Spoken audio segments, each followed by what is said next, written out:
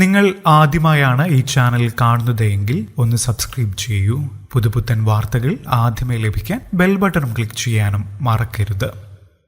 തിരുവനന്തപുരം നഗരത്തിൽ beauty parlour ഉടമയായ സ്ത്രീയെ സ്ഥാപനത്തിനുള്ളിൽ മരിച്ച നിലയിൽ കണ്ടെത്തി. തൈക്കാട് നാച്ചുറൽ റോയൽ സലൂൺ ഉടമയും മാർത്താണ്ഡം സ്വദേശിയുമായ ഷീലയാണ് മരിച്ച നിലയിൽ കണ്ടെത്തിയത്.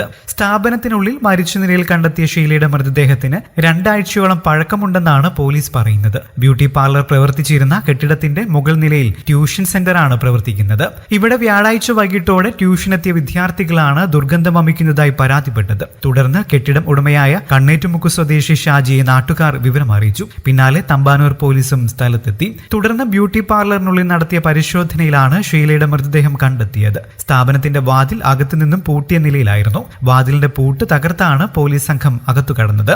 അതേസമയം മരണപ്പെട്ട ഷീലയ്ക്ക് ശാരീരിക അവശതകളുണ്ടായിരുന്നുവെന്നാണ് വിവരം. മരണകാരണം സംബന്ധിച്ച് കൂടുതൽ വിവരങ്ങൾ അറിവായിട്ടില്ല. ഇവരുടെ ബന്ധുക്കളെ കുറിച്ച് പോലീസ് അന്വേഷിക്കുകയാണ്. ഷീല കഴിഞ്ഞ 2 വർഷമായി ഇവർ തൈക്കാട് ബ്യൂട്ടി പാർലർ നടത്തിവരികയാണ്. ഏതാനും ദിവസങ്ങളായി ഷീലയെ പുറത്തു കണ്ടിരുന്നില്ലെന്നാണ് സമീപ സ്ഥാപനങ്ങളിൽ ഉണ്ടായിരുന്നവരുടെ മൊഴി.